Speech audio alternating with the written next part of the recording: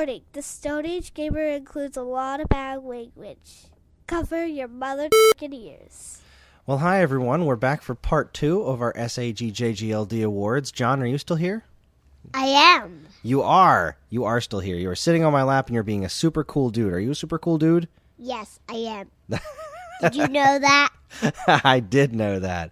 Okay, so what we're about to listen to now, what you're about to listen to is the second half of our SAGJGLD Awards. If for some reason you haven't listened to part 1 yet, please go back and do so, because part 2 would seem pretty weird if you didn't. This is when everybody gave our actual Game of the Year nominations. So this is the big deal right here. So strap yourselves in for another giant chunk of podcast, and please enjoy. John, are you ready?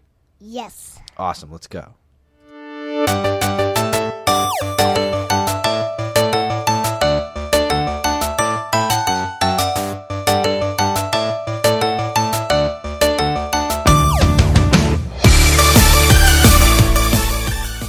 And we are back.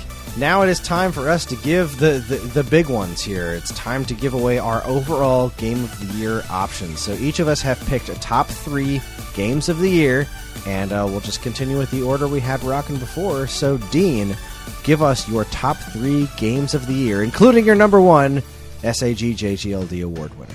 Oh man, who has the biggest D here? Let's open my tome of scribbles. All right, your tome of D. Yeah, my tome of D. It's full of D.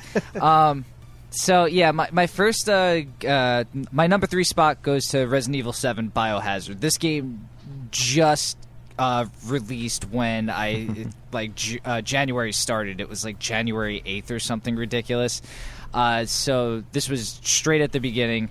This had VR support on PS4, so that was a big thing. You could play it on the PC with the Oculus and stuff. I didn't play it that way. I just played it outright, and man, did this game go back to like being scary as fuck. And that's why it made the list, is the fact that it was scary. It brought back the horror thrills. It brought back the survival horror mechanics that you want in the game. And sure, it had some action, but you didn't have to jab it in my face with overly like steroided Chris Redfield. It was just a solid game. It was all right. So you had 4, which took the genre and sort of reinvented it in a way that made sense at the time, and then they kind of just went with that for way too long. You had Resident Evil 5, which is more the same. Whatever, that's fine. You want to do that, cool. Then they had Resident Evil 6, which was just stop it. We didn't need another one that was the same exact thing. What are you doing? And then they came out with this one, and it was like, holy shit, you got something right. Congrats. But not before they came out with Umbrella Corps. True, very true. And I was going to mention that I think the biggest helping point to this game was that there was a severe lack of Umbrella in the originally released game. In DLC, there's a bunch of Umbrella stuff, but I'm not talking about the DLC. I'm just talking about the regular game. It just felt like a reimagining of what they could have done if Resident Evil 1 came out now. Like it was like the mechanics make sense for that. It was such a good game. It was scary. Like I screamed like a little girl when I first started playing this, because it got to that point. It had a lot of really great jump scares and stuff. But I mean, just overall, it was that tension that built like the original Dead Space, where you didn't know what was going to pop out, what was alive, what was dead. It was just all fucking scary, and it was great. The way I wrote down was it was kind of like Texas Chainsaw Massacre and Resident Evil had a baby, especially when you get into knowing the characters better, because they were just so demented and weird and off the wall. Like it was so crazy. I'm not going into too much detail, but the family that this takes after, I forget their last names, but Bakers. The Bakers, Jack, Marguerite, Lucas, Zoe, and the person that you're rescuing, Mia. have all been infected with this weird virus disease thing, and like it just makes them fucking insane. And it goes from scary insane to like that sort of weird Texas Chainsaw Massacre insane. And it is very, very off-putting and very creepy. And this is what Resident Evil should have been the last iteration. I get with 5, they were trying more of the same, but this was what the series needed. Again, they kind of backtracked when they did the DLC, because they did like a whole weird action thing. Like I saw a zombie being power bombed in one of the DLCs. And I was like, oh, I don't know anymore. But I mean, this was definitely some solid stuff, and it is absolutely worth your time. And Capcom, I salute you. So for whatever you sucked wind with Marvel vs. Capcom 3, you made it back with the original release of Resident Evil 7. Congrats. Does anyone have anything else to say about that before I keep going? I'm just sad the art style didn't look like Marvel vs. Capcom Infinite. Truly horrifying. That would have been truly horrifying. Yeah. So number 2. Oh no, go ahead. Go ahead. Sorry, I just have a couple of things. One is the full name of this game. Correct me if I'm mistaken. Is Resident Evil 7 Biohazard? Correct. Yeah. So in Japan, is it called Biohazard 7 Resident Evil? I think it so. is. Yeah. Yeah, I think they did that neat trick both ways. I'm pretty sure. How cute. Does the same thing that Sony did with Everybody's Golf this year. Huh, funny. And secondly, Resident Evil 7, I need that game like I need another hole in my hand. Game humor. I get it. That's a good one. That is a good one. All right, so I'm going to keep... I'm gonna keep going just to keep things speedy, because we spent like 2 hours discussing the top games, or the top honorable mention games. So my second one, which I'm sure will make Glenn happy, is Nier Automata. Hell yeah. Yeah. So I mean, it's an overall thrilling plot. It's told from different standpoints as time progresses in the game. It does so many different things right on so many different levels. Like, just initially when you start playing the game, it seems like just like an over-the-top action RPG, sort of along the lines of like a Bayonetta-type game. It's just really insane, crazy action all the time. But then you start realizing that this story that they're telling is super fucking deep, and it stretches into all different games. Like, it stretches into the original one. It goes back before this. They're calling back characters that you've probably never heard of, but you know what? In the end, it doesn't fucking matter, because the new characters that you're telling that they're telling the story of, and the plot of this game can totally be played on its own, and it will give you a genuine reaction. It is really great, and I think everyone needs to experience this. While the controller layout is a little convoluted, you'll pick it up after a little while. It's nothing that's like crazy ridiculous, and if you play it on the PC, you can actually remap it if you have a Steam controller, which Glenn let me know, which was actually really, really cool to point out. I'm not going to go too far into this, because I know Glenn has some things to say about this too. The story is a huge draw about this game. It's a slow burn because it's about a 40-hour game, and you're playing it over 3 different sets, 3 different characters. So like there's all different standpoints and ways of thinking here that you're going to be getting, and there's even different like gameplay perspectives too. Like, you'll play the first character and she plays one way, the second character plays a completely different way, especially in boss battles and stuff, which is really neat. Sometimes a little annoying, but overall just a really satisfying experience that way. The best way to play this game is going in knowing nothing more than that you just need to beat the game 3 times all the way through. While the side quests are optional, many of them offer some perspective on the story, so I would recommend playing a bunch of the side quests while you're at it too. Normally the first playthrough you probably don't need to as much, but the second and third playthrough are really when you get into the meat and potatoes of the games, and in the side quests as well. You're going to get feelings. You're going to feel feelings. There's a lot of big like moments in the game, and if you're an emotional person, it's okay, it's fine. You're gonna get a case of the feels, and that's okay. This is definitely a game for lore junkies and theorists, because there's a lot of stuff going on. This is a spin-off series. If you count the original Nier, this is a spin-off from I think the special ending of Drakengard, I want to say. Drakengard 3. Drakengard 3 is where this plot line starts. And then it goes into Nier, and then it goes into Nier Automata. So, like, there's a huge rabbit hole of plot that you can follow if you want to make, like, one cohesive storyline, which is really fucking cool. A lot of characters show up from the original Nier, which is great. And I'm not too sure I recommend playing the original Nier, because this blows that out of the water with gameplay and stuff like that. I mean, even story, it's way better. But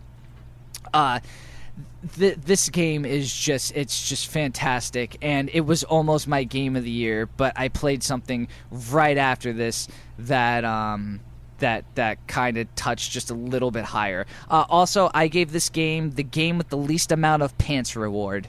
So yeah, I was going to ask of anywhere in the infinitely deep lore and the meticulously thought out narrative, do they ever explain why she's dressed like a French maid? They do, kind of. Oh, cool. I can talk about. I kind of like the idea of keeping Dean's kind of spoiler free, and if you guys will allow my discussion of it being kind of spoilery. Why don't we do that? That's a good way to put it. So I'm just gonna end it there with it's a great game. Check it out. It's my number 2, and it's a really, really awesome game. And I'll leave the rest to Glenn to talk about. So I'm gonna go over to number 1. And that is Horizon Zero Dawn is my number 1 game of the year, drop dead. That game was fucking amazing from beginning to end.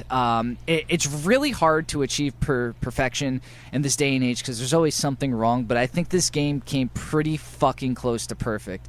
Nowadays, open world games are, they're a dime a dozen, and the problem with a lot of open world games is that you can get lost in the world just doing errands and side quests and finding it difficult to kind of return to the storyline after doing just side quests and crap like that for so long. But Horizon Zero Dawn builds a lot of the errands and side quests around the central plot to make it feel like you're always moving forward, which I thought was a big point to make while talking about this, because that was my problem with Far Cry 4 was I got so into doing other stuff in the game that I almost didn't want to beat the game after a while. Like it didn't feel necessary.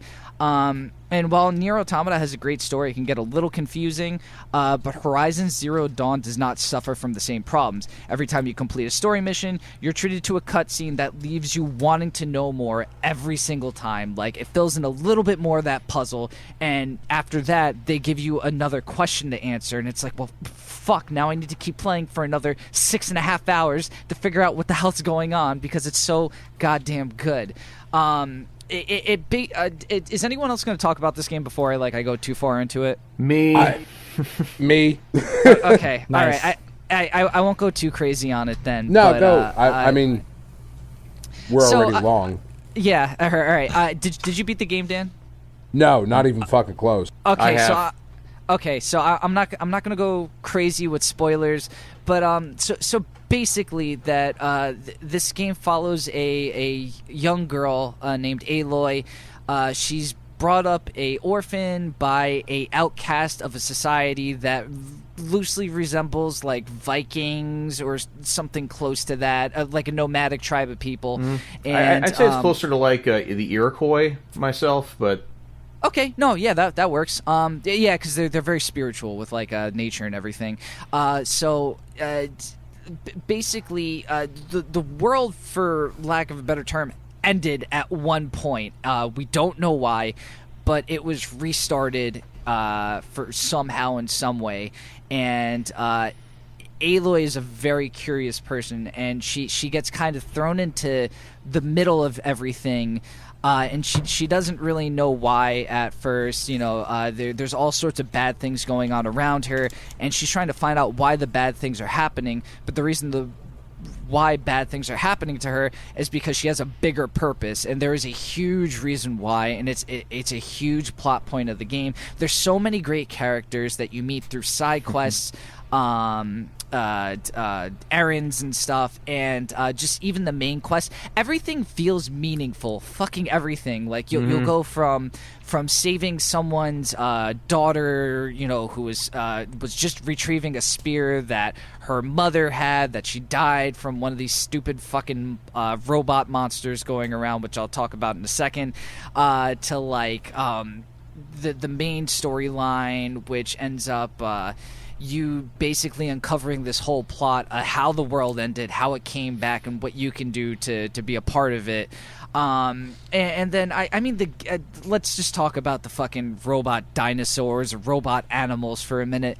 These are probably some of the most well-designed and implemented AI in like these monsters I've ever seen. They all have great weapons designs. You can analyze their weak points. You can come at them from all different ways with the amount of artillery you get in this game. It is so insane just to think about. Like I beat it so quick because I was moving from game to game at this point, so I didn't use every weapon, but I used most of them, and the game revolves roughly around like a bow and arrow type of weapon, no matter what, whether it be like this thing that shoots out like a ton of shotgun type of arrows, or just a regular like strong long arrow type of long bow and arrow type thing. You have tripwires and stuff, which is really cool, and they all have different elements you could use, which add to the gameplay as well. And the animals can range from these crazy ass like flying monsters to a T-Rex that has a giant fucking cannon mounted on his back. And I'm talking about robot T-Rex. I'm not talking about normal T-Rex. Normal T-Rex can go suck a dick at this point, because this thing will fucking kill that in a second. There's even little tiny animals, and they do things that like just give them a personality of their own. Just to get off topic real quick, there is a animal called the scrapper, which it'll take dead robot animals and harvest them, and you'll see it like in the ground, like its mouth opens up and it just starts grinding up these parts of the animal, and it won't notice you when it's doing that, and it's such a cool fucking mechanic, and man, I can't say enough good things about this game. Yeah, just play it. They have a new DLC out, and it's apparently just as good, and it even pushes the story further, which is great, because a lot of DLC is, very little on the story, but, a lot bigger on just adding more world, more enemies. No, this does a lot more than that, and I applaud this game so much. It does so many things right, and for it to be above Nier Automata, which for a while I thought was going to be my game of the year, really just adds that extra feather in its cap. So yeah, that's my number one game of the year. It's well worth any price that it's at. I paid $40 for it, and it was worth that. I would have paid the $60 after playing it, to be honest. It's such a great fucking game. Wow. Well, I mean, it's at the top of my list for things to play on PS4 if I ever get my hands on one. I've just heard it's incredible. It looks incredible to me. Wow. Sorry. I went through that really, really fast, but I'm just trying to keep it quick. But also, I get really excited about that game. Again, it did so many things right, and there were so many cool things to look at. I mean, I heard Dan talking about it, I think, on last week's Stone Age Gamer, when he was talking about the corrupted zones and stuff. That is such a cool part of the game, like taking out these corrupted monsters. And there's normally not like a lot of them to take out, but they can gang up on you quick if you're not smart about how you take them out or how you sneak up on them and stuff. And things can get out of hand super quick. There's been a few times where I've been like, I'm just going to bull rush in here. I don't have time for this shit. And I go, oh, wait, this is a bad idea, fuck. Abort mission. Yep. Bitch. I'm looking down at the paragraph I have written for this game, and I love the fact that after all of that, Dean, you only mentioned like 2 of the sentences that I wrote. Yeah, I was trying to keep it super quick, and I mean, that's the thing. There are so many great things to talk about this game. One person just can't cover it. So, but before I go any further, I'm just going to shut up and say, get the game. It's great. That's my game of the year. Stamp of approval. So why don't we turn it over to Glenn, because I think he's next on the list, right? He sure is. Glenn, what do you got? Give us your top 3. So number 3 is Persona 5, and this will be your spoiler warning for Persona 5. So I'm going to go at it a couple cases, if that's okay with everyone on the call. Go ahead, man. So Persona 5, great JRPG. Took everything from the Persona series, made it snappier, more stylish. But I think the thing that was most impressive for me about Persona 5 is that they found a theme, being rebellion, and they fucking stuck to it in every aspect of the game. The entire game is about like shitty adults and shitty other people and rebelling against what they tell you to do, and it's amazing. Parts of that game still give me chills when I watch those cutscenes, especially when Makoto, who is the best girl, unlocks her persona. It's just such a badass scene. Going back to the theme of rebellion, even the game, as you make better friends with people, the game unlocks more options for you to do, and the game starts breaking all of these established rules from the Persona series. So a core feature of the Persona series is that you capture these enemies you fight and you fuse them together to make them stronger and make them new things, which I know Dan is very familiar with. But it usually has a certain set of limitations that once you level up certain social links and get better friends with people, you just get to pay money to ignore those rules. Everything in this game just bleeds rebellion, and it's amazing. The game starts with an amazing framing device where you're doing a casino heist because you are the Phantom Thieves, and you get captured. And everything about the game starts with the prosecutor, who is the sister of the best girl Makoto, telling you like, oh, and then you killed this man. Tell me more about him. And it perfectly frames like, here's this mobster that you're going to go interact with now, or here's this artist that you're going to go fuck with now. And it's perfect framing device. And Jordan, you were going to say something. Yeah, it's the same framing device that Dragon Age 2 used. I must imagine Persona 5 used it better. I think it's a great framing device if you have the good writing to back it up. Let's see, what else? The game is so stylish. There's reds and blacks and sharp lines and diagonals and just crazy sweeping motions everywhere. Even the menus, when you open up the menu, like slaps his hand against the screen and all the things come up. It just breathes that attitude and that rebellion that the game is trying to push in everything. Also cool for Persona is everyone has guns. That's a little different. For those who don't know, the Persona series has kind of like the old Flash RPGs where you have a certain amount of time per day, and you get to spend time doing things like hanging out with people or going into these dungeons and doing your cool Phantom Thief shit. Or spending an entire evening to make one lockpick. Or one cup of coffee. But there's a real weight to the decisions that you make, and there's a real weight to who you decide to hang out with, and it really helps you grow closer to these characters and feel regret when you have to pick one over the other, or you don't have time to fix everyone's problems, and it really makes you care more for the people around you, and at the same time it boosts your combat skills, it boosts your persona fusing ability, it gives you more options in combat, which is my other point, is that the battles are so fast, which is incredibly important in a JRPG. They're quick, they're snappy, and as you go through the game, you're always unlocking more options to change your options in combat, evolve that, and make it really, really stops it from being stale. I love Persona 5. Final point is that the music is amazing. It introduced me to the entire genre of acid jazz, which is really bass and drum heavy jazz that I'm absolutely in love with.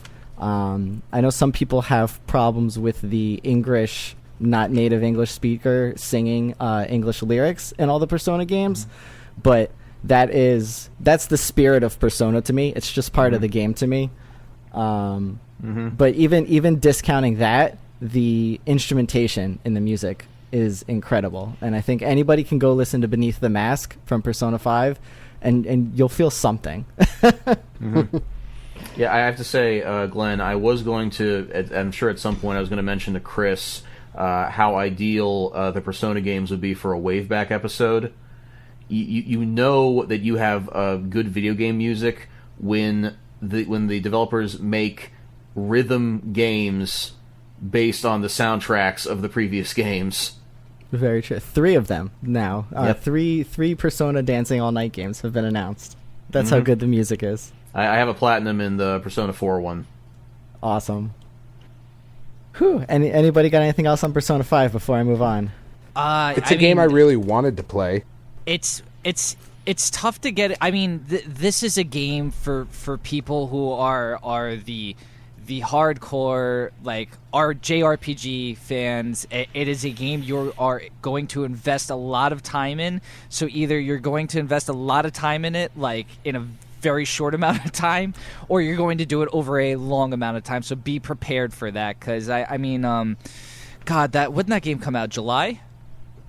April, I believe. April. Okay. I bought it from my girlfriend in April. She got her own copy, I think, a few weeks after that, and she just beat it. Like 3 weeks ago, 4 weeks ago, maybe a month ago, and like she played it pretty much every weekend, almost every weekend for the last couple months, and she put some serious time into it. I think she ended at like 120 hours or something. And that's common. It's a very, very long game. Yeah, I do want to make the distinction between, like, I think it is a very long game. There's no denying that. So you do have to be ready to invest 100-something hours into it. But I do think that it eases you into the mechanics pretty easily. So I think that people that aren't hardcore gamers or haven't played a lot of JRPGs, if they're willing to put the time aside and they're looking for reading a bunch of text and listening to a bunch of voices, I think that that side of casual gamers could get into it and be stepped into the mechanics easily enough, as long as they're ready for the 100-hour investment. Yeah, I perhaps misspoke there. I think it's just you need the time for it, because yes. I mean, I don't consider my girlfriend a hardcore gamer, and I don't consider my friend Jesse a hardcore gamer, but both of them love this game. Both of them beat the shit out of it, and they both enjoyed it very much. I could easily say this is on their top 3. It's a great game. Great game. All right, number 2. My number 2 is Hollow Knight. Hollow Knight is a Metroidvania where you play a little bug guy going down and exploring a ruined civilization armed only with a nail. And for me, that type of setting is one of my favorites. I love the idea of going into a once great civilization and picking through the pieces and learning little bits about what made it tick, what made it wonderful, and what brings people into this area and what stories people have heard on the outside of it. So you go into this great bug kingdom as this little guy with a nail, and you just see crumbled buildings and citizen bugs that have now gone insane, and it tells a kind of depressing story just through the things that you interact with, the things you see in the background. Hollow Knight's a very beautiful game. I think it's all hand-drawn or hand-painted. I think you're right. There are backgrounds in that game that, like, I literally gasped when I walked into a room. It took my breath away. There's one section in particular where you've been hearing about this city and how cool the city is for a really long time, and you get on this giant elevator that takes you down, and it starts raining, and you see the rain and the city in the background through these windows, and it's just absolutely beautiful. Couple other things I want to mention about Hollow Knight is there's a very deliberate timing to everything in that game. I feel like the combat in that game is more akin to fencing, where it's not about hitting a lot. It's about kind of weaving your attacks in and timing them very precisely when you can. And as part of that, the game very deliberately makes it so that if you just mash the attack button, you hit ever so more slowly than if you time it out perfectly. And it's just a nice touch that lends to the deliberateness of the combat as a whole. Mm-hmm. So I think the combat in this game is amazing. There's the nice quiet lore that you kind of get through little bits and pieces and just talking to people. Like I mentioned earlier, there's great bug gibberish. So as you're exploring this ruined civilization and you're surrounded by nothing but enemies, and it's dark and quiet, and there's like very quiet ambient orchestral music in the background lending to the creepiness. And just when you're starting to feel like hopeless and you're never going to find that bench to sit down and save your game, you hear your friend the map maker bug humming in the distance, and he's got this catchy tune. Oh, I love and him. You just want to find him, and you want to make friends with him more, and he's just always there scribbling maps for you to buy. And it's such a breath of relief when you hear that hum and you're like, oh man, I gotta go find that guy. Because the game does something very deliberate where, unlike most Metroidvanias where you always have access to a map that's always filling itself out, you have to actually go find this guy in whatever area you're in and buy the map from him. And then as you explore and then you rest, you'll note down and draw on your map the places you've been. So it's a very deliberate thing that forces you to kind of explore a bit, find your nice humming friend, and just builds that connection to the characters as well as building your connection to exploring this crazy world. The game saves a lot of its most difficult stuff as optional, which I think is always a nice touch. The game has added, I think the developers added 2 full expansion packs for free, so you're really getting a lot for your money's worth. I love Hollow Knight. Oh yeah, no, I mean, you laid out the game perfectly. I mean, Kris, actually, I was gonna bring this up when Glenn was talking about it. Was the art direction is akin to something you'd see in the Wonder Boy game that came out in the Switch? Boy. Yes, it has that sort of design. It doesn't have the colorfulness because of where you're located. But yes, it definitely has that direction towards it. It's a very beautiful looking game. It has a fluid sort of look to it when you're in fights and stuff. Everything that it does is so well designed and well thought out. It's just so amazing. And I mean, you can put as little into the game as you want or as much, because all these upgrades and stuff are only going to help you in the final battle, which is incredibly difficult. And the way you do the final battle is as well also leads to what ending you get, which is really, really neat. And how much you completed the game also leads to the endings as well. So there's so much to put into it, and it made for such a great story. Even though it was depressing, just finding out your lot in life was really cool. And I hope there's more of this or a sequel. I don't know how there'll be a sequel, but I just hope maybe a prequel rather, and go back and explore the city and the ruins and the kingdom and the king before everything went to complete shit, which would actually be really neat to check out. That would be amazing. The one last thing I want to say on this is that the game manages to do so much with so little. So like I mentioned with that guy humming, he has like a 9-note tune, and that builds this strong connection with this character. There's a little bug that's mining, and you talk to her 2 or 3 times, and you build such a connection with her, and definitely nothing bad happens ever.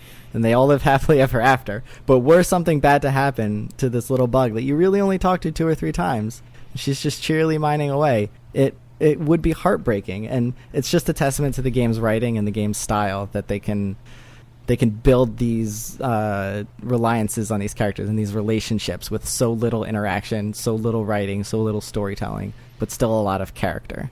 Right. Sorry. There's so many thoughts about this game, but I know. To add one more thing, you're doing a lot of running back and forth because it's just a big, huge area, and you're running past characters again and again.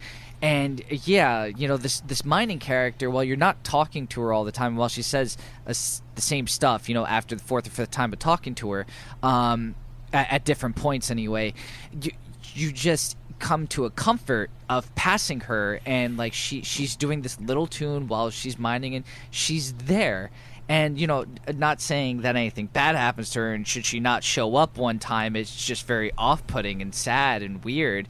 Or she starts breaking down, crying or whatever. That never happens. But should that happen, it's just very off-putting and disturbing. But they did that with so little, and they gave you this little earworm that just kind of grew and grew till you grew affectionate towards these characters.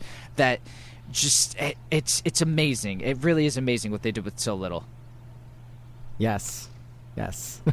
Everyone should All play right. Hollow Knight. What's your number one, Glenn? Number one is Nier Automata. So spoilers for Nier Automata. Everything Dean said is right. The game has an amazing story. You play through it once as 2B, who is the chick, if you're familiar with the game at all, and then you play through again as 9S, who is her male sidekick. And then the third. I'm surely everyone in the audience thought you were going to say, and then you play as not to be. Ha! I'm sorry, I hadn't said anything in a while. Which is a funny joke, but we're not going to get into that. And when you play through the second time, it kind of recontextualizes everything you've seen, and it starts. So your first playthrough starts with this battle-filled romp through a factory, and you're like killing machines, and you're fighting robots, and you're doing cool shit, and you're shooting guns and lasers. It's a wacky good time. Your second playthrough starts with 9S looking at a machine, trying to give his brother machine water because the brother machine is dead. It's a game that will like sweep your feet out from under you and try to break your heart. The thing that makes the game amazing to me is that it does a lot of things with its story and with its gameplay that it tells a story that only games can tell, I think. And it does that through a few ways. So the game runs you through basically different sectors, and each sector has these machines. Let me start over. I'm sorry. So it's like 25,000 years in the future. It's like 25,000 years in the future. All of humanity on Earth is dead. There's just humanity on the moon. And they were killed by these machines that look like Tinker Toys from the 1920s. They're just these brown, like slow, goofy-looking things. And you're these sleek, sexy androids, super battle bots that can fuck everything up. So you're going to these different areas to do like resistancy stuff and try to fight the machines, and you're seeing all these machines trying to emulate humanity. And as you're playing, especially in the second playthrough, you start to see the game kind of ask the question of like what it means to be human and what it means to be alive. Because all these machines are doing all these human things. These machines gave birth to a weird machine human person that actually bleeds, and all this crazy shit is happening. And the game's not subtle that way, but it's still effective for all those reasons. And intertwined in all of this is kind of a tragic, almost a really tragic romance story between 2B and 9S. There's just a couple things I want to highlight because I could go on about this game forever. The first thing I want to talk about is that there's no need to shorten things now. I'm sorry. At this point, let's keep going. Everyone buckle in. I should be done by about 3 hours from now.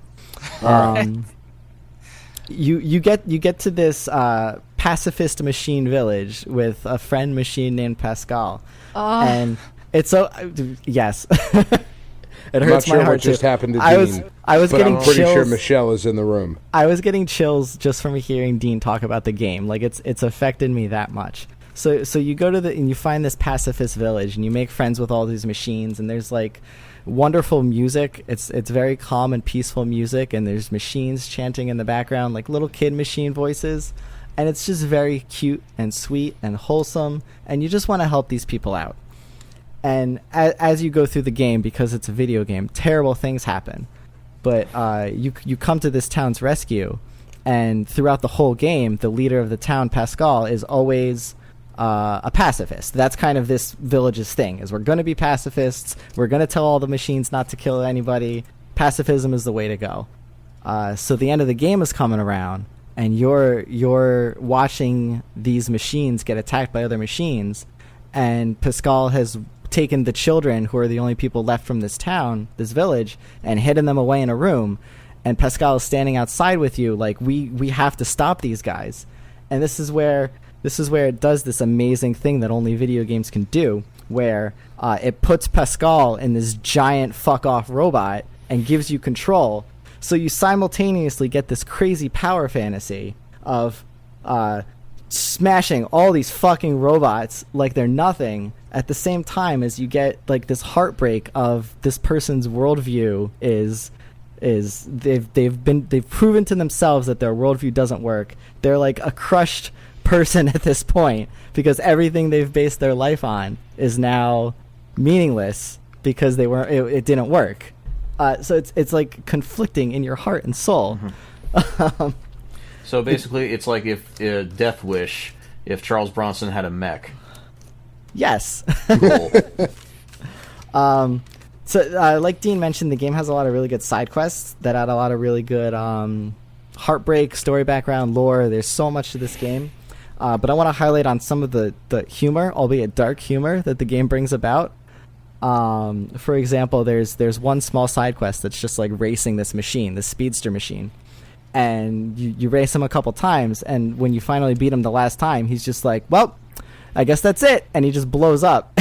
And you're like, that's really sad. Like, this guy felt like he didn't have anything else to live for, so he just ended it. He was satisfied with being, this is as fast as he was going to go. And then the checkered flag robot that's always there is just like, well, now what do I do? And then he blows up too. And it's perfectly timed. It's so funny, but it's so dark at the same time. And there's good examples of that all throughout the game. Master Servo. There's Master Servo, who is your fun karate bot who you keep fighting, and you keep growing stronger as you fight this guy, and he grows stronger with you. But then same story. Eventually he's like, this is as strong as I'm going to get. It's all over. And then Dean's favorite character, Master Servo, goes away. God damn it! This fucking game. This fucking game, it tears your heart out, man. It super does. So it builds you up and then tears you down. I have to know, does Master Servo look like a gumball machine? They all kind of look like gumball machines. Yeah, I mean, his first name very well might be Tom. I don't know. Oh. I mean, like, just look. Didn't see that coming. Google Nier Automata machines, and you'll see kind of what they look like. They all look like dumb, dopey robots with big green eyes. Whew. Okay, I'm getting like, whew. Okay, there's one more thing I want to mention, then I'll shut up. The music in Nier Automata is absolutely incredible, and the attention to detail is ridiculous. So there's crazy ambient orchestral music in nearly all the places, except when there's awesome combat going on. But all the tracks kind of flow into each other, and there's 4 or 5 different versions of every track, kind of depending on what's going on, whether in the world or just where you're at in the story. And then there's also a hacking minigame, and all the tracks have chiptune versions for when you go and you're hacking while you're fighting and play a little chiptune version of that song. Yoko Taro is a crazy person, so what he did was invented what Japanese and French would sound like in 20,000 years, and all the songs are sung in that crazy language that sounds like crazy Latin Faroese fusion, aged 20,000 years. But there's some amazing songs in that. Man, I fucking love that game. I could talk about it for Dean. Did I miss anything? Like, I don't want to talk too much about it. I know I gave away the Pascal thing, but there's so much more to that game. Oh yeah, I mean you didn't give away all of Pascal either. So yeah, you're good, man. Yeah, it's a solid game. So good. I mean, I take it you three didn't play it, right? No. I've just heard a couple other little things about it. I'd like to play it at some point. Absolutely. We didn't spoil much it. for you, so yeah, definitely do it. The only thing we spoiled was maybe a couple side quests, which don't contribute that much to the story. They're just cool quests to do. So yeah, check it out. It's a great game. Yoko Taro's a fucking genius and a madman at the same time. But those lines are very, very thin. So yeah, they cross into one another sometimes. So yeah, great game. Again, I wouldn't recommend playing the first one. You could just jump right into this and you'll be plenty caught up. Yes, agreed. So yeah, thanks for letting me gush about Nier Automata. We salute you, Pascal, our favorite unit of measuring pressure. Yes. And let's not forget a really old Mac program. I think that's more what it was referencing. Oh. Yeah, they do make really interesting references in the There's game. a lot of which we a won't lot of, get into. A lot of philosopher references as well. Cool. All right. Thank you. All right. Well, that's 2 down. Jordan, you are up. All right. Give us your top 3 games of the year. So I think I accidentally gave my top 3 games also funny award names. Is that all right? That's fine. Yeah. Okay. All right. So number 3 is the Remaster and Recommander, the far re-side of the Re-World Award, which on top of this extremely weighty pop culture reference, I also realized that for the holiday season, I could also give this the All I Wampa Christmas Is You award. So, that would be the Crash Bandicoot Insane Trilogy. You know, folks, if the video game industry has had a cruel mistress before loot boxes, it would definitely be remasters. This generation, the PS4 generation, has just been remaster crazy. It was kind of nice getting like the HD remasters on the PS3 because it's an HD system. I can play like PS2 greats like Ratchet and Clank or Sly Cooper in 16:9 ratio and with trophies like that. That seemed like a step up. Especially since they shucked out backwards compatibility, right? But then once the new systems came out, like it was a little galling to me that for the longest time the highest rated by Metacritic game on PS4 was The Last of Us Remastered, and for that matter, the highest rated Vita game for the longest time was Glenn. Do you know? No. Persona? Persona 4 Golden. That was a good fucking remake. A remaster of a PS2 game. So I'm like, okay, well, that's all well and good. And then they said, and here's Devil May Cry, the reboot that no one liked on PS4, and here's both prototypes on PS4, and here's Metal Gear Rising: Revengeance on PS4. And I'm like, okay, we're really beyond the pale with remasters. I think we've forgotten the entire point of what remasters are supposed to give us. And then Crash Bandicoot, of all goddamn people, came up and said, I haven't. And I cannot believe the fun I had with playing ground up rebuilds of the PlayStation 1 trilogy. I don't know just what I can say. I love that it's both harder and easier than it used to be. Like the hitboxes are completely redone. Crash is not mechanically a rectangular prism anymore. He's actually contoured. So it's actually a little harder to nail jumps, but it's much easier to dodge enemies. And you can collect gems. Before, in order to collect gems, you had to break every box on the level and not die. Now you just have to break every box on the level. You can die, but as long as you get all the boxes, then you make progress, and you can also save at any time. If you can believe this, in the previous games, they made you you had to get a gem in order to have the privilege of saving your game. I remember. Saving is indeed a privilege. But I'll make this really quick. There are only 2 other fun items I can say about this trilogy. Could you guess that this is the 4th best-selling PS4 game of all time? Wow. Is it really? Wow. Yeah, I remember when this was coming out. This was a pretty big deal. Because Crash has not made a good appearance on a system in quite a long time, and for them to go back and made a very lofty promise of fully remastering all these games was a big statement, and a lot of people were excited to see where this went. And Yeah. I mean, these games are fairly beloved. I've never been a fan of them. They don't grab me. I don't think they're particularly fun. I don't think that they're bad games. They're just clearly not for me for whatever reason. But I know that these games have a following for a reason, and so I guess it shouldn't be.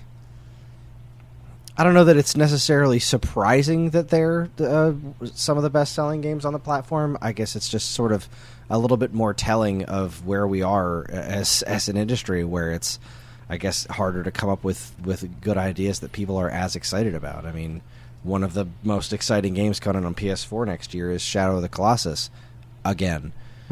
Which And I have that on PS3, and I'm perfectly fine with that version. But it's like, how can it's understandable to be so excited for Shadow of the Colossus's remake, but it's also still Shadow of the Colossus. You know what I mean? It's remakes. You remake the right game, and I mean, Wind Waker HD sold extraordinarily well on Wii U, and it was a remake of a GameCube title. So, which is great because I honestly thought that the fan base actually didn't really care for that game. At the time they didn't, and then here you go. It's now it's one of the most beloved entries in the series. Go figure. It's the Earthbound effect. And so the second thing I want to mention, forgive me if this is a little obvious, but I was just so tickled by the sheer number of not just random fuckos on Twitter, but also professional games journalists who officially compared Crash Bandicoot to Dark Souls. What? I think more people compared Crash Bandicoot to Dark Souls than they compared Neo, The Surge, Dead Cells, or Hollow Knight to Dark Souls. Games that are, as far as I can tell, are explicitly trying to draw comparisons to Dark Souls. Gaming journalism is dead. So that was fun. I think I'll just move on to number 2. So my second best game of the year award, I bestow the for meritorious achievement in combining Silent Hill with Fruit Ninja. Yeah. What? Go on. I'm gonna you piqued my interest. I'm going to take a wild stab and say none of you guys have played or even heard of this game, because if you had, you would not forget a half Silent Hill, half Fruit Ninja game. But this is a little game called Severed. Severed. Mm-hmm. I've heard of Yeah, this. Dan knows this game. Yep, And now that you mention it, you're absolutely right. Thank you. This is another PS Plus darling from earlier in the year. It's from the fine folks at Drinkbox Studios, who definitely deserve a previous year's Joseph Gordon-Levitt's Dixie for meritorious achievement in combining Super Metroid with Grim Fandango. I believe they have gotten an SAGJGLD for Guacamelee. You're goddamn right, and they're getting one next year for Guacamelee 2. I'm just going to go ahead and say that Guacamelee 2 is going to be number 2 next year, and God of War is going to be number 1. Ooh. I'll just throw that out there. Dan, lofty predictions a year ahead. Dude, fucking Guacamelee is dope as fuck, and Drinkbox does not make bad game. All right. And this Severed, this was a mobile game, right? Like this was a cell phone game that got ported to platforms, I believe. For the longest time, I thought it was only on the Vita. But I actually double-checked before we started recording, and I think after it was on the Vita, it was released to like Android and iPhone. But I'm glad that other platforms have this. It needs to be played. So this is a game that takes place in actually kind of similarly to Guacamelee. It takes place in sort of a Mesoamerican mythological world that is basically the other world from Silent Hill. You are a young woman who is trapped and alone and with one missing arm in this demon cornucopia, and you are on a noble mission to rescue your family's corpses from the clutches of ultimate evil. And just from that weird... Well, you don't want corpses getting in trouble, really. I mean... That's very true, Chris. Very true. I mean, we have already proven the other night that they can be excellent drivers. That's true. This game is honestly it's a little bit of might and magic too as well, because it's also a extremely old school like first person dungeon crawler like on a grid, and the combat is like this is why it has to be on like a Vita or a mobile device. The combat is basically Fruit Ninja. You drag you swipe your finger across the screen to coordinate where your sword goes, and the unfathomably weird goddamn demon enemies. They have there are some that have obvious weak points. There's some that attack you unless you counter them. There's some that attack you unless you whittle them down first, and you get swarmed by between 4 and 8 of these things at once. And every combat is this delicate orchestral or like a ballet dance of sorts. You have to know, okay, what kind of enemies do I need to concentrate on? What kind of enemies do I need to swing 180 degrees to parry in time? What kinds do I need to wind up a charge move to in order to hurt them? and you do not want to just knock off the weakest guy and then move on from that, because if you don't charge up your severing meter, then when you kill an enemy, you do not get to literally sever their extraneous limbs, horns, and jaws, and tongues, and eyes, because upgrades cost an arm and a leg in this game. Ha. Like you have to spend monster bits in order to improve yourself, and for the longest time there's a very finite number of fights, so you need to engage in this balletic combat to maximize the amount of currency. Essentially, I could speak for 45 more goddamn minutes about the fine details of this game. I know this because I have. You remember how I mentioned that it's been 9 months since my last video game podcast? The last video game podcast I was on was my old show, Story Mode, where I talked about video game narratives, and the last one was about Severed. And so, if in order to save time, Kris, may I just email you the link to that episode? Yeah, sure. I'll throw it in the show notes. I'd like to point out also that this was first released on the Vita by like a solid 6 months before anything else, which is pretty neat. Yeah, I also did want to mention that this was released on the Wii U, and it's one of those games that like makes all the sense for that platform. Absolutely. Except nobody owned it. Exactly. It's out on the Switch now, which is pretty cool. So if you didn't pick it up then. I heard it doesn't use the touchscreen even in handheld mode. Oh, that's a shame. Unless I could be remembering that wrong. Maybe the game is. Oh, that's right. No, I'm thinking of it wrong. The game is only really usable in handheld mode because of the touch screens. Right. So it's like it's one of those games that doesn't really work on the television, which is weird, but still, whatever. No, I can absolutely understand that with the control scheme it has. The one last thing I want to mention about this game, the reason why it's so high on my list is because I am a dilettante when it comes to video games. I tend to play like 2 or 3 games simultaneously. Like right now, I'm playing Everybody's Golf, Destroy All Humans, and Minecraft Story Mode. I just like playing as many disparate games that have very different control schemes, so I don't confuse myself at a time. So to keep my interest going, and so I can I can guarantee, it's like I more guarantee that I finish a game if I'm balancing out with another kind of game. That's how my cracked little mind works.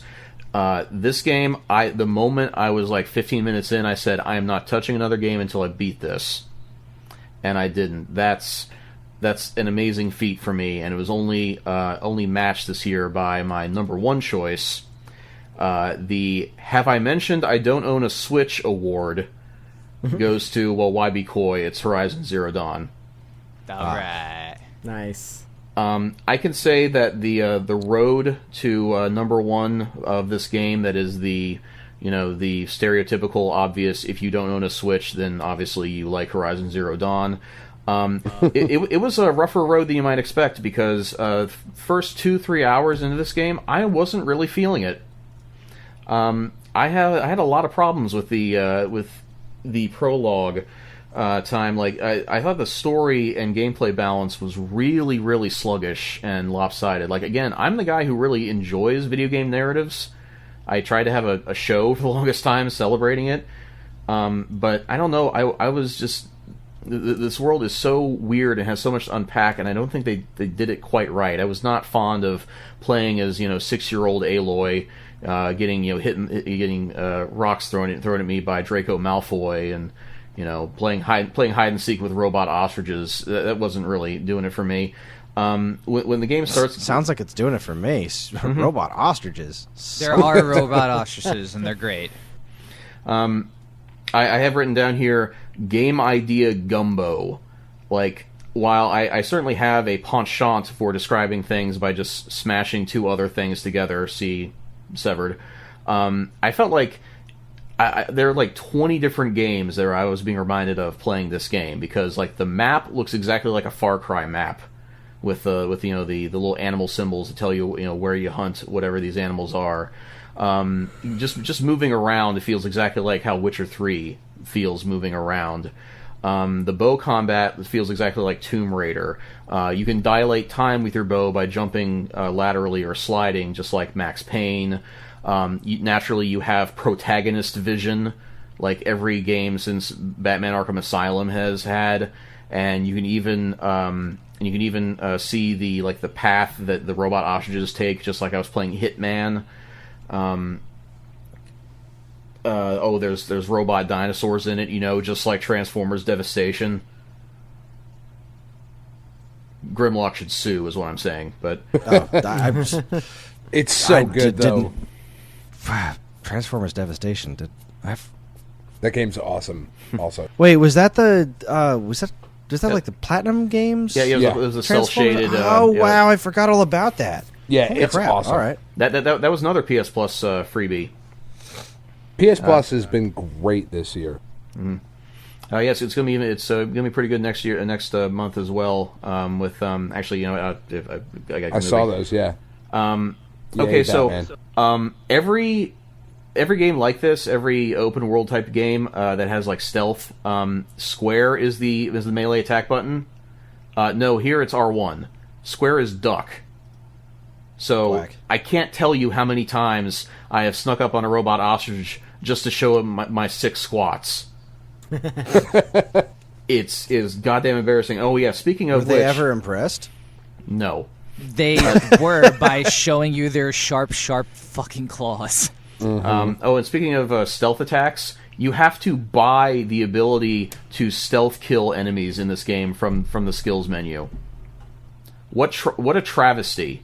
Like an open world third person video game protagonist who doesn't already know how to stealth attack. It's like a day without sunshine. Yeah, So- that is weird.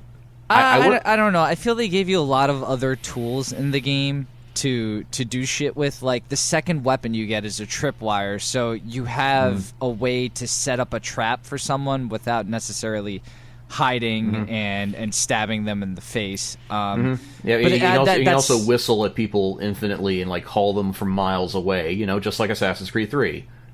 Right. I mean, so that's not to say, it's a little weird that you're right. The stealth kill wasn't something you already have, but I mean, there's definitely other mechanics that you do get sooner than that help you do things a little bit more craftily. So then there comes a point when Draco Malfoy is mercifully killed, and you and the bosses of this of your tribe name you like a seeker, I think it was, and it's the point at which it's just like when Shepard becomes a Spectre. It's like, we trust you so implicitly to safeguard our extremely important laws that we're giving you the freedom to wipe your ass with our laws and just do whatever the hell you want. And that's when this game becomes magical. I also give props to the first time again, like every Ubisoft game ever, you have to climb towers in order to see what all the open world shenanigans you can get into in every given area. Well, this game at least throws you the bone in which all these towers are fucking robot giraffes that have aircraft carriers for heads. And it's actually are fucking awesome. It's a puzzle to climb every one of these, and yeah, by the time I got to that point, I was just in. I cleared my schedule. I threw myself into the endless exploration. Dean, you already mentioned how unique all the side quests are. I just love that there are a lot of side quests, but none of them are the go there and kill the things or go there and fetch 10 of these things. It's like everyone is unique. Each one has a interesting character. Each one usually has a twist.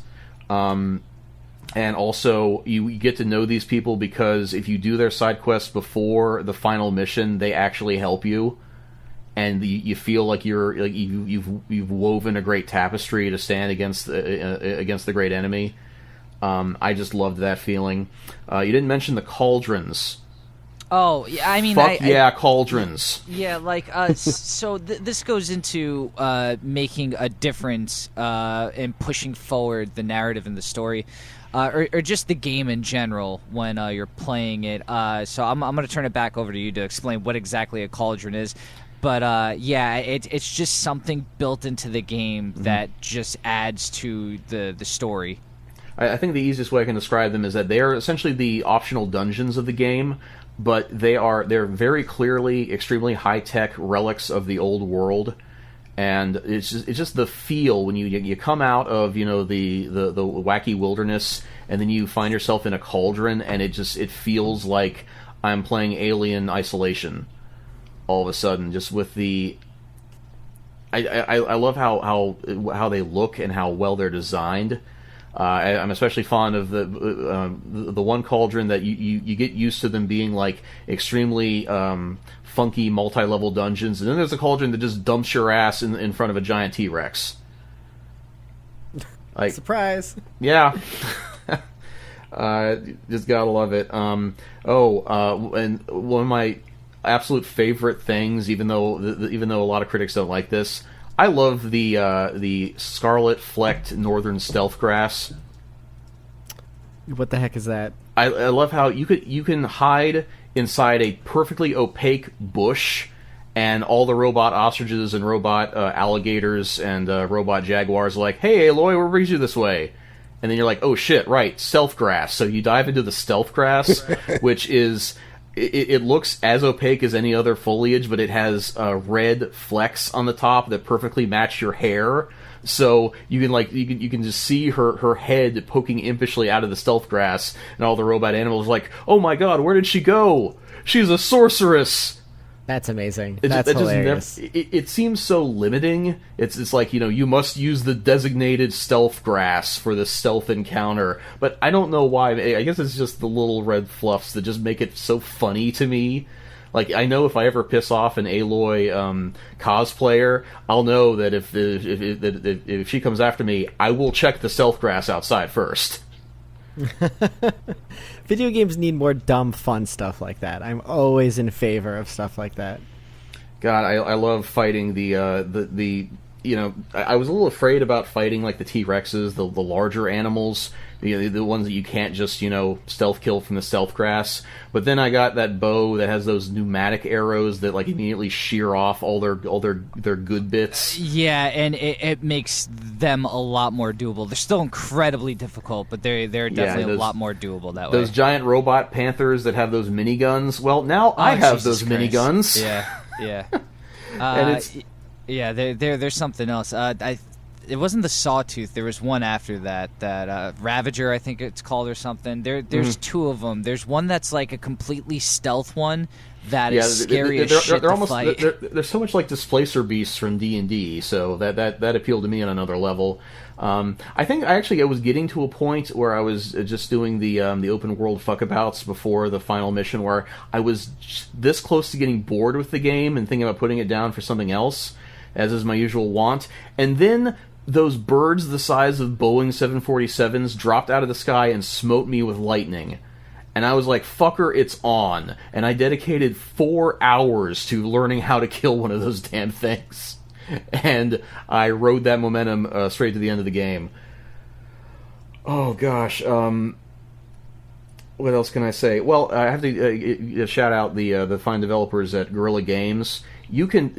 They put so much love and attention into this game. You can just tell that they were really, really sick of the last 12 years they spent making games about British space Nazis. Oh, come on. People love Killzone. Right? Fuck that. I've the only one Killzone game I ever liked was the one, guess what, on the Vita. But I especially liked there's this one mission in which some like poachers are essentially just cutting off the platinum tusks or whatever of the animals and leaving their metallic carcasses to rot, so that they're drawing unwanted wildlife to a settlement. And Aloy scolds them by saying, "Hey, I saw your kill zone back there. What the hell was that?" I don't. Well, I hate to cut you off, but we are entering hour 3 of this podcast, and Dan and I still have to talk about our games. So mine'll be quick. More right. podcast. More podcast. Let us move on to Dan. Give us your top 3 games of the year. All right, number 3, Puzzle and Dragons, because That you really want to make that one of your Game of the Year games. I really do. right. 857 days ago, I started playing this fucking game, and I'm just as into it now as I ever have been. It is still one of the most fun games that I've ever played. It's the only mobile game that I have ever decided to spend any amount of money on whatsoever. And there still continues somehow to be new and interesting things to do in this game. Like right now, there is a King of Fighters 98 collab going on, which made me super fucking excited because that was not something I was expecting here at the end of the year. You know, you're expecting the Christmas collab to come around, which is shit for the most part. And then Still want the New Terry. Year's, I know, but we have and that's my foo is really all that matters. But like then, you know, you're expecting Christmas and then you're expecting New Year's. But then in the middle of that, they drop this King of Fighters collab, and there's pixel evolutions for them, and they look awesome. The King of Fighters 98 dungeon is great because it plays Rugal's music, which is just fucking awesome. Like, they're pixelated backgrounds with the updated character sprite. It's just a fucking dope-ass game. I love it. Whatever. It gets number 3. Number 2, and I imagine, Kris, that you're going to talk about this as well, would be Metroid Samus Returns. I will talk about this. I thought so. So I'll keep it relatively short because And we have also talked about this game. We did an entire episode on this game. We did do an entire episode on it, but you know, going back to the earlier point of, you know, how we kind of seem for a while there we were mired in this remake cycle of like, it's the same game but with better graphics, but it's the same game but it looks prettier, but it's the same fucking game, you know, like they didn't really add anything to it, and that trend has started to change, and hopefully it will be continued into next year with the Shadow of the Colossus complete remake. But Metroid, I'll tell you, Metroid ain't that. no, you know, Metroid Samus Returns is a complete reimagining of a Game Boy original game, updated for what modern players would want and expect out of the game. It is beautiful. It is the best reason to have a 3DS at this point. Now that Santa Claus brought a Switch to my house for Christmas. Speaking of, did you see the video of my kids reacting? Pretty How awesome adorable. is that? Fantastic. So good. So good. Anyway, I desperately want to play this game on my television now. God, me too. I really, really, really hope that I will pay full price again. And I know that I bag on Nintendo a lot for their, like, why is, you know, Mario Brothers still $5? It should be 5 cents at this fucking point. I will pay another $40 to play Metroid Samus Returns on the Switch, on the television. In It HD, no less. Because in this game deserves HD treatment. It really does. It is just that damn good. It's a very pretty looking game, and it would be so much better on an HD screen. It really would. It is a game that screams to be on a bigger screen, to be played on a television, just immersed in that world. There's so much more that could be done with it, and it really, really gives me hope for the future of the Metroid franchise. You know, we've talked about plenty on the show our love of Metroidvania style games. I somewhat jokingly said that Guacamelee 2 will be my number 2 game of the year next year behind God of War, but I am 99% sure that is going to end up the case, because there's just something just so wonderful about this style of game, and to have a game that was, you know, hard to play originally on the Game Boy, modernized and updated with all the love and care that makes a Nintendo game a Nintendo game. You know, we talked about AM2R the year previous. That was your game of the year last year, Kris, of how much love was put into that. But it was missing that little bit of Nintendo polish that Samus Returns had. So, just a phenomenal fucking game. And absolutely worth, like, it is worth picking up one of the new 3DSs that are out right now for that game alone, or whatever the new, it's not the new 3DS, is it? What's it called now? It's the That new is old 3DS new, minus 3D? Yeah, The new old new 2DS, I think, is the 2DS. The new 4DS? 2DS? 4DS. New New York. Yeah. all whatever. new, all different. It totally worth it. Worth the price of admission just for that game alone. And my number one game of the year, which, as has been mentioned here by a couple others, is Also Puzzle and Dragons. Also Puzzle and Dragons. Such a good game. Let me tell you about all the shit. No. Horizon Zero Dawn. It Wow. is Three it is for three. simply the... You know, I remember a couple years ago, Chris, you had asked the question of, was Destiny enough reason to buy a PS4? And I had said back then that no, it wasn't. And there have been a few games that have come out, you know, in the meantime. Horizon Zero Dawn is enough reason to buy a PS4 Pro and a 4K television. To, like, it is... It is fucking phenomenal in every aspect that a video game can be phenomenal. And it is, on top of that, the first open world game that I've ever played where I feel like the world is actually existing and is not a series of scripted events that trigger when I walk close enough to them. Like, this is a game where I feel like the animals and the creatures and the other people in this world are simply existing the entire time that I am fucking around doing other shit, that I am hiding in the stealth grass. They are still going about their business. You know, I had mentioned on the show previously about how it's a game that I play with my kids, and we just go around looking at shit. Because there's such a beauty in the design of these things. Like, the tall neck is one of the most fascinating creatures I've ever seen put in a video game. The thought that has gone into each of these characters makes so much sense once you start to understand what this world is, that it's stunning. It is a game where you simply stop and look at stuff for a while. And that just doesn't happen all that often anymore. You know, I know that Breath of the Wild has moments like that too, where you just stop and look around and you're like, my goodness. No, this is different. But This it's is- different. Like, yeah. this, you know, I think I had said before too that Horizon reminds me of what Sony's version of Zelda would be like. Yeah. Yeah. And it feels very much like that. It feels very much in the spirit of a Nintendo game, which I think, you know, I bag on Nintendo quite a bit on this show, mostly because I'm playing a character 99% of the time here. But the highest praise that I can give a game is that it is Nintendo-esque. And Horizon Zero Dawn is a very Nintendo-esque game. It would feel just at home being developed on a Nintendo console and being a Nintendo exclusive as it does anywhere else. It is simply fantastic and is worth getting a PS4 for this and nothing. Man.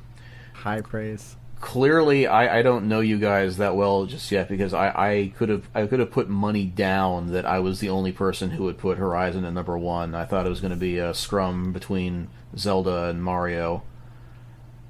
Well, no, I am not a Mario fan, and I have not played Odyssey yet. I do have it. Santa Claus also brought that to the house as well, so it is sitting upstairs. But Horizon is a You game also that haven't played Zelda yet, even though you've had it for months. Well, I haven't even finished Horizon yet. He's been busy killing robot dinosaurs. I've been doing... He's really good at pad. I'm really I good give at that him game. shit because I remember saying to him, if I send you a copy of Zelda, will you play it? And he said yes. You didn't tell me My when. mistake was not, exactly. My mistake was not saying when. I But now you will have a play Switch, it. and you should absolutely play it on Switch instead of Wii U. I I would most agree. likely will. But, you know, Horizon is a game where I don't, like, I will finish the game, but I don't feel pressured to do so. I'm enjoying doing all of the minutia that is in the game, which if you've listened to this show and listened to Kris and I talk about open world games, the minutia and the side quests and the shit is not something we are into because, and Jordan, forgive me if I'm speaking out of turn, but I believe Kris and I are the only one with kids here. We don't have time for that kind of shit. Like, I get a game, I want to play the story. I'm not gonna go over there and save Ricky Bobby from whatever the fuck he's doing. Like, I don't fucking care. Yeah. But in I'd love to save Horizon, Ricky I Bobby from do. stuff. You know what I mean? Like, in Horizon, like you guys said, every single side mission, it has some sort of gravitas to it, where I don't feel like I'm just doing it because the developers were like, let's make these assholes do a fetch quest for 45 minutes because that'll pad out our gameplay. Everything is so well integrated and so well thought out. The fucking cauldrons are the coolest fucking thing in this game. Like, They are really cool. When Kris and I first talked about it, what I thought was so brilliant about how they did the marketing for this game was that nowhere in the marketing was the cauldron or the fucking and I'm tired and I've been drinking, so I forget the fucking little thing on the side of her head, what it's called now. The focus. The scouter. Yeah, the focus. Her scouter. Yeah, It's the thing that gives her orphan vision. Yeah, basically. Nowhere in any of the commercials did that exist. So when you play through the game and the first time you pick that up and you go into a cauldron, it's like, this is completely different than what I thought it was going to be. I thought I was going to be playing this like open world hunting kind of thing, and I thought it looked cool, and now it's so much more deep than I actually thought it would be. And you're right, like when you go down into these cauldrons and you get into this world that is very, very much inspired, I believe, from Alien and even Prometheus, like even going back further in that particular storyline of just this kind of weird techno-organic H.R. Geiger world that exists. It's just fucking fascinating, and there's never a moment in that game where I'm like, all right, this is the point where they ran out of shit and they were like, here's your room full of guys, you know, which is just the trope that I care for the least in video games. And that simply does not exist in Horizon. And on top of all of that, the fact that you can play this game different ways, like if you want to for lack of a better term, run and gun through it, you can. There's a way to do that. But the game is so much more rewarding when you play it smart and when you use the traps and when you use the tripwires and the fucking like the it's not a grappling the bomb hook, but slings and stuff. the they're bomb all slings crazy. and like all like there's such a creative way to go about every single encounter that you have in the game, both human and biomechanical, that there's just so much in this world. And the fact that this came from the Killzone guy, Killzone's fine. It's good, but it's Killzone. Like, it's not, you know, like everybody read that Game Informer back in the day where it was like, Sony has their Halo killer. No, they fucking don't. The Killzone's all right, but don't put that kind of pressure on it. It never lived up to that hype. But to see what taking the shackles off of a developer and giving them the freedom to tell the story and make the game that they wanted to make is just this really beautiful experience that has given us, I would argue, not only the game of this year, but the best game that I've played in probably 5 to 10 years. Yeah. Like I said, it's very near perfection. If not, I don't want to say perfect because nothing's ever perfect, but it's very near perfection. Yeah, it can't be perfect. You had to buy the stealth kill. But I kind of like that aspect of it giving you the option of how you want to play through the game.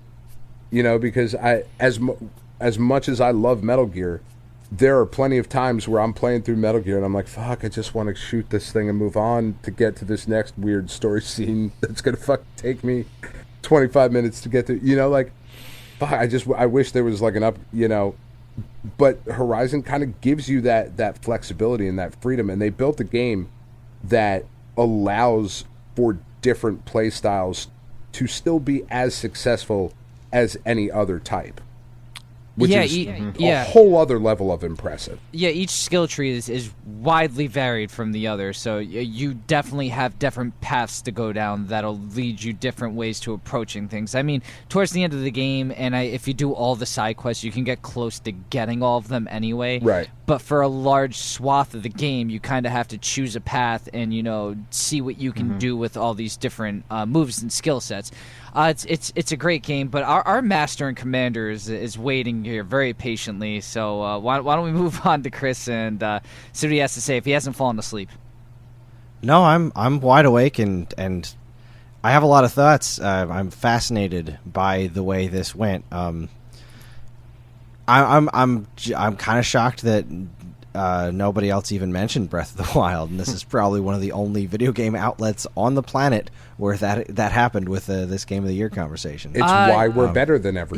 Well, it's It's been because, a year.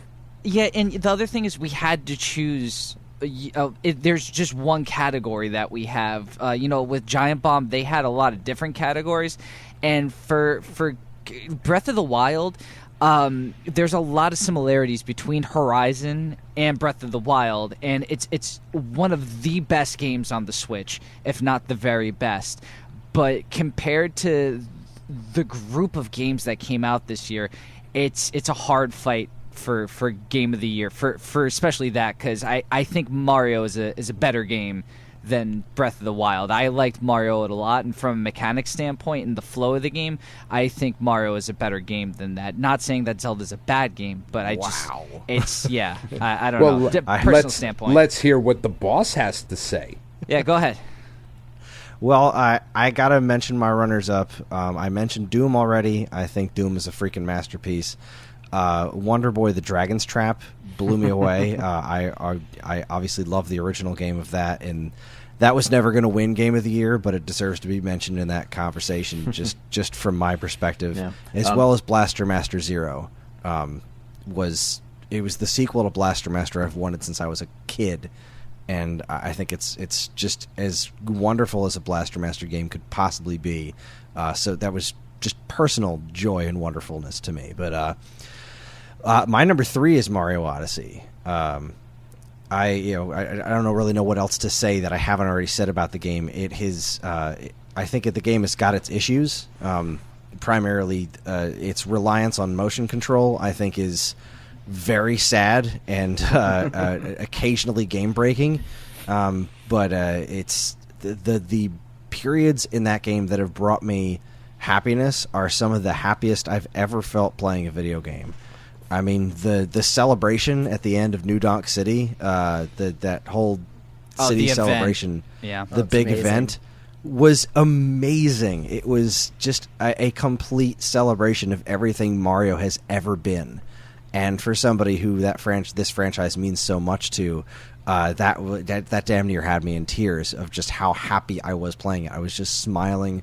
I felt like a little kid. It was just amazing. And Odyssey is full of those kinds of moments. And I think it's as good as a 3D Mario game could possibly be, with the exception of all right, it's not as good as the 3D Mario game could possibly be, because there are certain.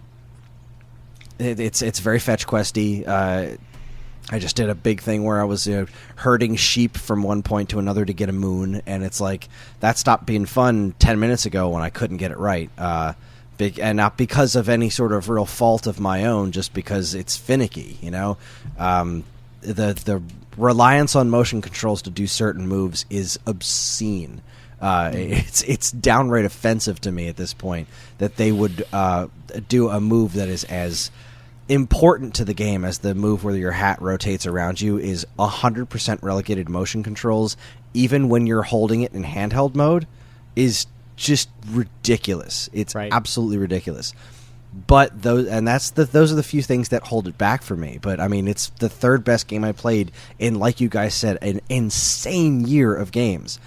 I wrote a whole article on the Stone Age Gamer blog site about how there's just been an absurd plethora of games that are so good this year, and I really think Mario Odyssey deserves all the praise that it's gotten, and that's why it lands at my number 3.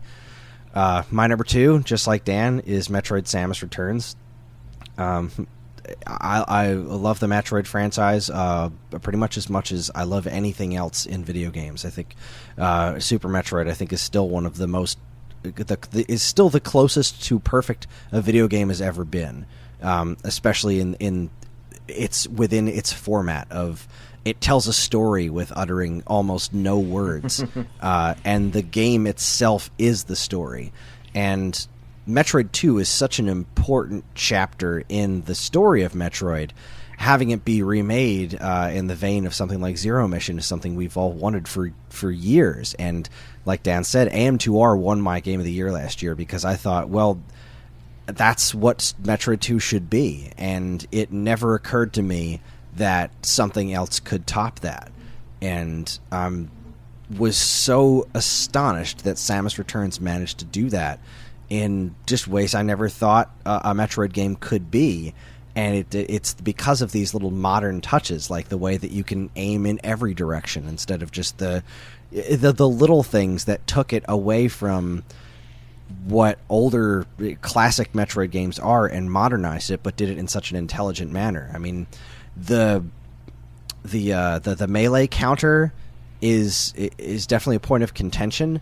I understand it, and I think it could have been refined a little bit to make the game a little bit more shooter heavy than having to rely so much on the counter earlier in the game, because eventually your weapons get strong enough to just play it like a Metroid game. But playing through it a second and a third time, because that's what happened with this game, I just went back and kept playing it. As much as I don't want to pick up my 3DS, and as much as I love Chicken Wiggle, if I'm picking up my 3DS, I'm gonna play Metroid again, probably. Like, more often than not, if I have to be playing on this thing, I just got to play this Metroid game again, because it's stunning in so many ways how they took this classic formula. And this is really something that Nintendo did this year in amazing ways on their 3 biggest franchise, Mario, Metroid, and Zelda, is they just took what worked and then modernized it.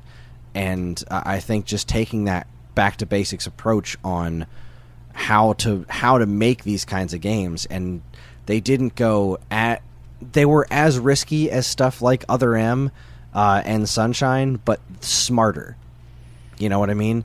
And I think Samus Returns is just freaking brilliant. It's as good as one could possibly hope a Metroid game to be, except it's not an HD on my television. Like we talked about in the entire episode we did on Samus Returns, was our biggest gripe was the system that it's on. Like, yeah, there are more buttons on modern controllers than there are on the 3DS, and the ability to map certain things to those buttons would do this game a world of good. And there's potential for that if they decide to port this game over to the Switch, which I sincerely hope they do with all of my heart and soul. As for number 1, it's not a surprise to anybody. Chicken Wiggle. Chicken Wiggle, absolutely. Wiggle. Nah, it was Sonic Forces. That was my number 1. Oh, God, don't joke. Don't even joke. Hot takes. Nah, my number 1 is Legend of Zelda Breath of the Wild. And the things that you say, that you guys are all saying about Horizon, are very fascinating to me. But what Breath of the Wild did that I didn't see Horizon do. Now, granted, I haven't played Horizon, and I'm not out to specifically say that this game is better than Horizon. I don't want to give that impression because I haven't played Horizon. And I've also come to understand that they're very different in what they do. But to one point in particular that you guys were talking about with Horizon is that you would just stop and be in awe of this world. And that is something that I look forward to experiencing in that game very much. But what I feel like impressed me about Zelda was the points where I stopped and marveled at it weren't at, oh my God, I can't believe how pretty this is, where I can't believe they thought of that. Like, you look at something and you say, I wonder what's on top of that thing. And it takes an extraordinary amount of effort to get to the top of whatever that thing is. And then you get up there and there's a Korok seed. And it's like, they thought of that. They didn't just put this thing there because it's decoration. They looked at this thing and said, nobody's ever going to climb this. But if somebody does, there's going to be a little something up there for them. And that's one of the things I adore about Zelda, is that there's little bits hidden everywhere. And even if they're not giant game-changing things, they're just Korok seeds. But the fact that they're hidden where they're hidden, and this is why I think Breath of the Wild is so much better than Super Mario Odyssey, because the moons are hidden everywhere in Super Mario Odyssey, and sometimes it's just like, well, there's a bump on the ground, I butt stomped it, I got a moon. Korok seeds are similar to that in a lot of ways, but there's also so many more of them that are just like, I cannot believe they thought to put something here. Like, Hyrule Castle. If you really wanted to go stupid crazy before you fight Ganon and climb to the very top of Hyrule Castle in the middle of this apocalypse, there's a Korok seed sitting up there. Just Nice. chilling on the top of... That is brilliant to me, that they thought, you know what, somebody's going to do this, so we're going to reward them for doing it. The other thing that I noticed about Zelda that was really incredible to me was the conversation that was happening all throughout. It just seemed like video games in general. There was this conversation about Zelda constantly about, well, I did this. How did you get past this? And everyone, you would talk to 3 different people and you'd have 3 different solutions to the same area. And it was this old school, playground conversations, of just figuring out how to get from point A to point B or what route you took. And it's so non-linear, but at the same time, every piece of it was fun. The entire, I'm going to go this way. Dean, you and I talked about that first Talus that you were able to beat with bomb arrows. Right. And it took me ages to beat that guy because I went on a completely different route of trying to fight that guy. And it was fine for both of us because we both just totally deviated after that. And it was those kinds of conversations that kept happening. Like, I just would go online months after the game came out and somebody invented a flying car out of octo balloons or something. And it's this kind of stuff is all over this game. And again, to Dan's point about open world games, we've talked about it a ton on the show, where I don't have time for that shit in my life. And that's why I probably would still be playing this game if I had it on Wii U. But because of the Switch, I was able to play it everywhere, and I played it everywhere. I woke up in the morning, it was the first thought I had. It was the last thing I did before I went to bed at night. I can't not remember the last time I was this obsessed with a game. And similar to the way you guys are talking about Horizon, about there was no rush to beat it, there was no rush for me to beat this game. Mm-hmm.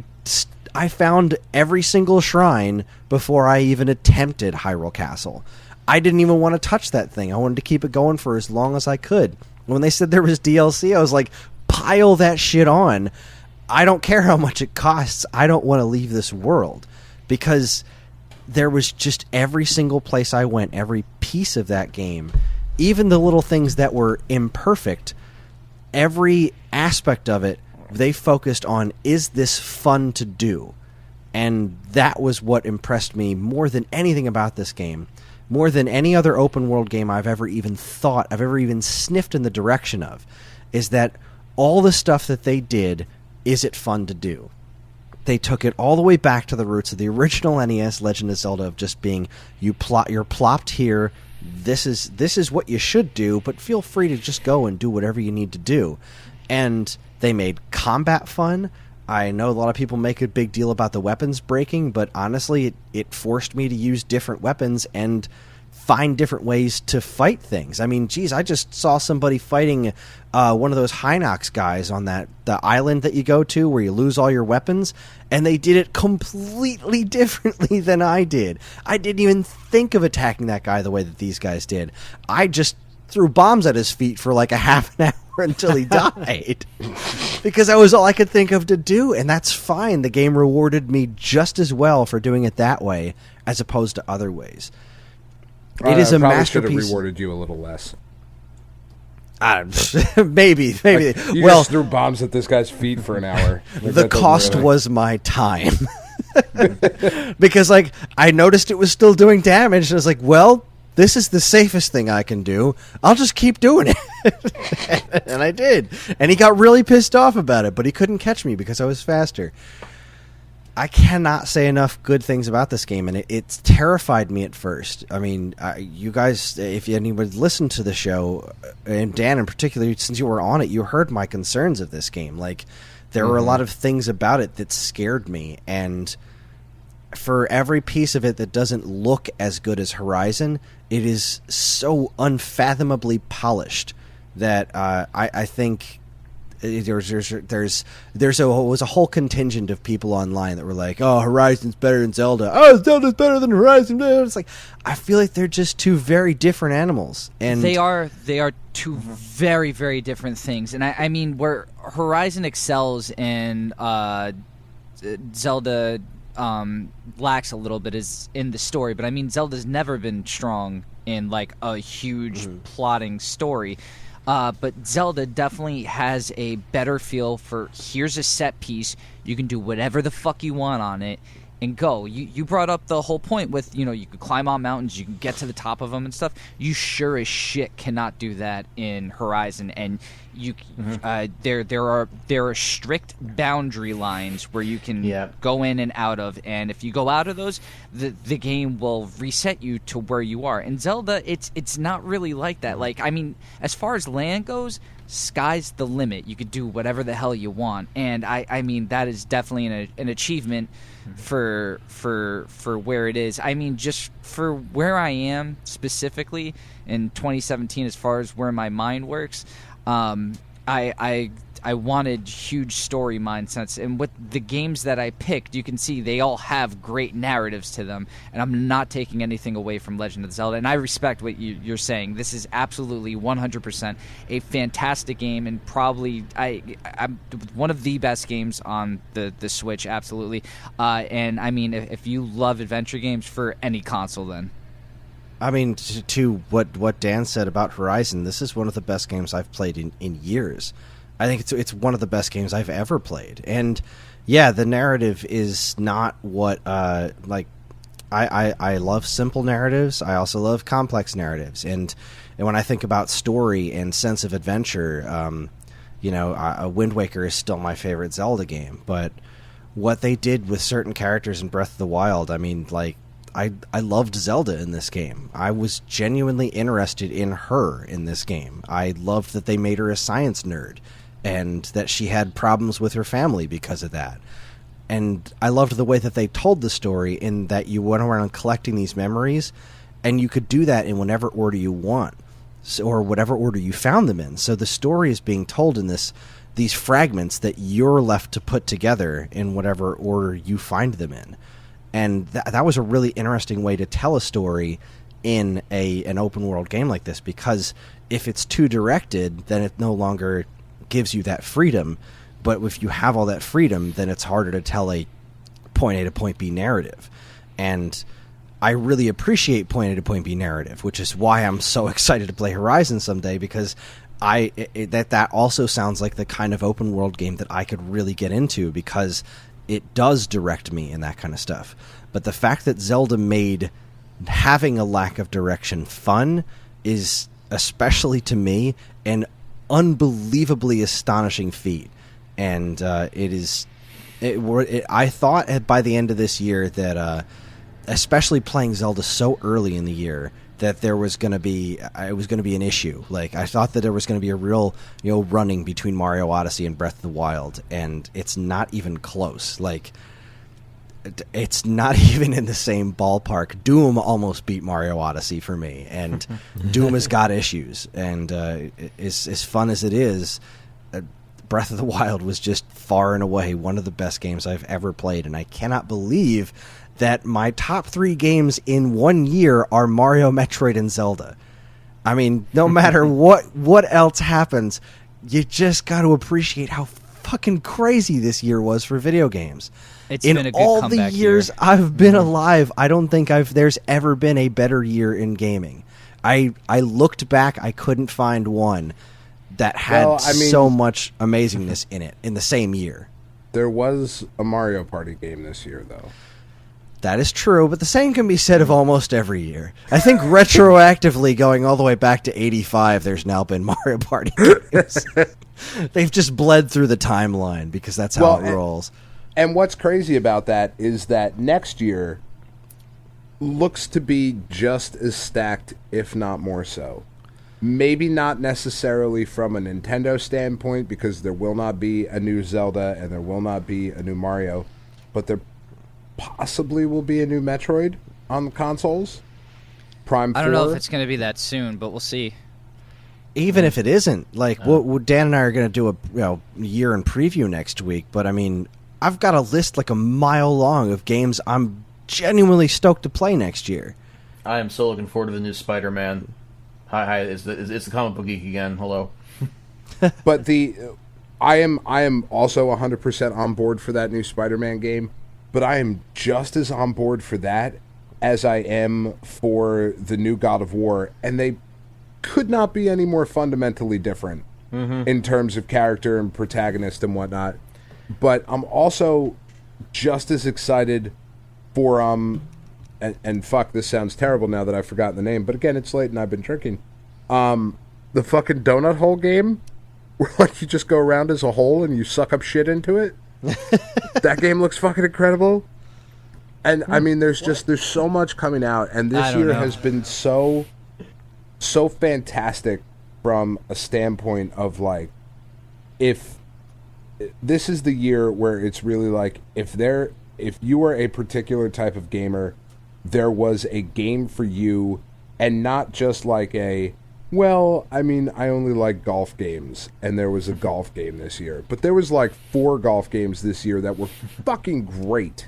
Yeah, I mean, Jesus, just puzzlers alone, all right? I had 2 ridiculous puzzlers this year. I had Puyo Puyo Tetris and Picross S.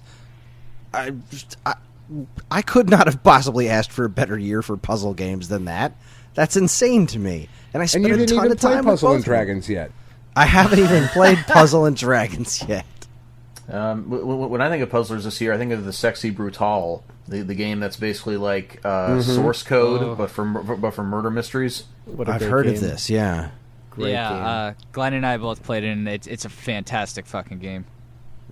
I mean, geez, we could go on for another like 4 hours about all the games we played this year that legit qualify as fantastic.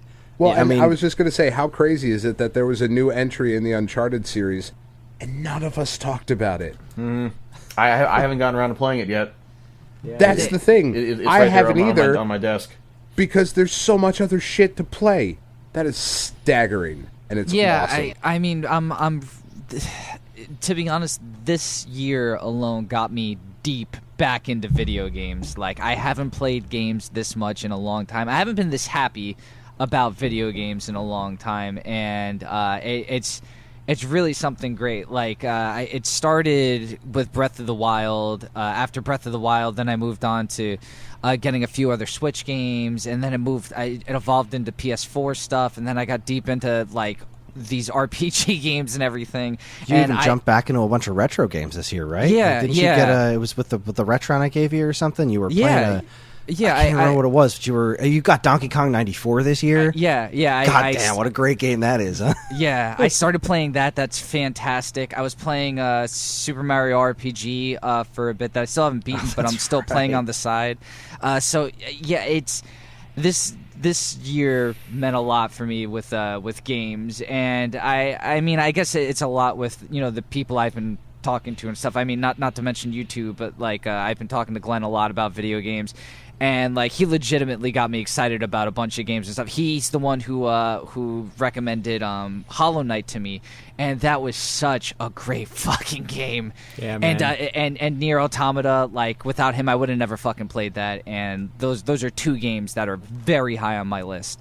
So it's been such a year and such tremendous titles coming out, and we can only hope that developers keep this caliber of polish on their stuff. I mean, we had our share of clunkers and stuff, with Battlefront and everything, but Bubsy, but there were plenty of other games to far outshine those. Well, I mean, well said. This is a crazy freaking year, and I doubt next year is going to stack up to it exactly, but it looks like next year is going to be a damn solid year, and I can't wait to see what surprises everyone has. outside of that. And this is, I believe, officially the longest episode of SAGJGLD podcast we've ever recorded.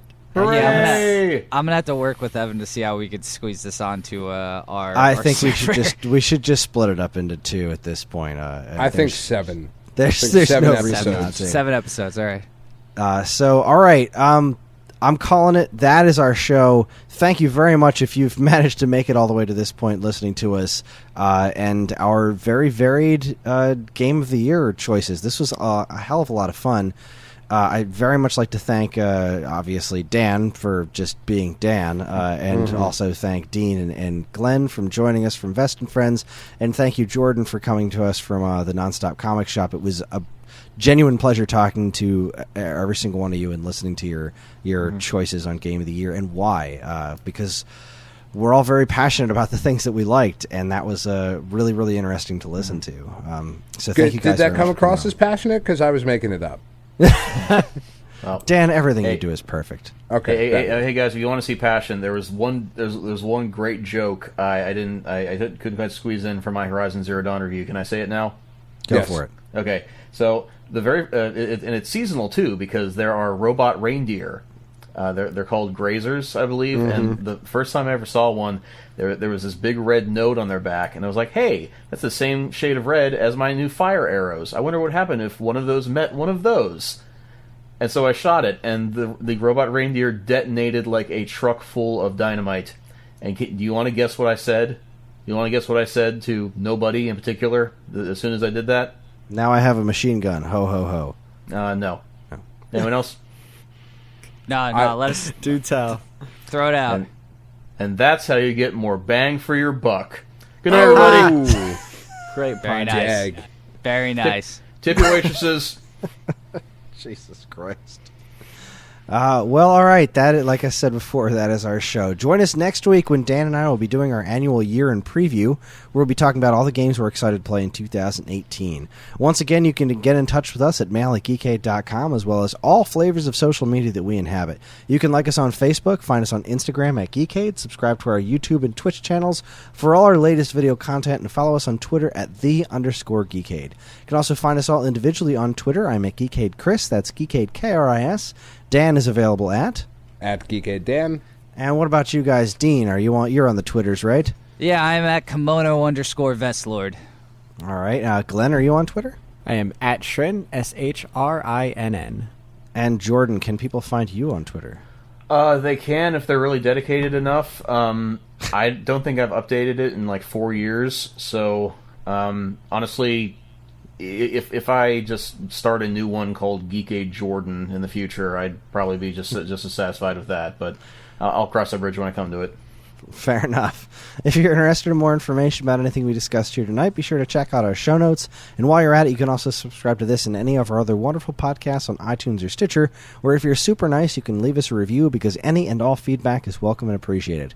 We'd also like to thank our intrepid editor, Evan, for not only staying awake through all this, but making our show listenable for all you folks. And we'd also like to thank Mark TDK Knight for our show's theme. You can check him out on SoundCloud and Bandcamp, or his website, which we will have a link to in the show notes. Again, always remember to keep your eyes on Geekade.com for more fresh original content.